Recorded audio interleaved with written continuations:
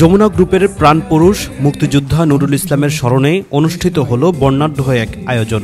এতে অংশ নেন দেশ বিদেশের অসংখ্য গুণীজন সহ যমুনা গ্রুপের বর্তমান চেয়ারম্যান ও সাবেক মন্ত্রী অ্যাডভোকেট সালমা ইসলাম। এছাড়া অংশ নেন পরিবারের অন্যান্য সদস্যরাও। রোববার রাতে রাজধানীর উত্তরা ক্লাবে আয়োজিত এ অনুষ্ঠানে প্রয়াত নুরুল ইসলামের স্মরণে ছিল নানা আয়োজন।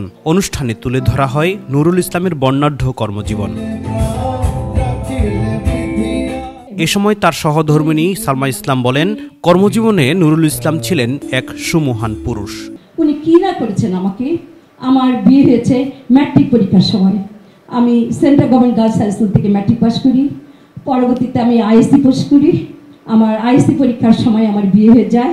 পরবর্তীতে আমি বিএ পাস করি, ল পাস করি এবং আমি এলএলবি মানে এমএসএস পাস করি। সব কিছু উনি আমাকে করেছেন।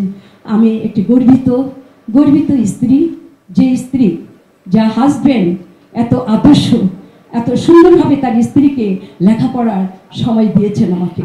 উনি যদি আমাকে পারমিশনগুলো না দিত, উনি যদি আমার পাশে না থাকতো, উনি যদি মেনে না দিত, তাহলে আমি আমার লেখাপড়াগুলো শেষ করতে পারতাম না। তাহলে আমি বলতে পারি যে আমি খুব গর্বিত একজন স্ত্রী এবং আমি মা।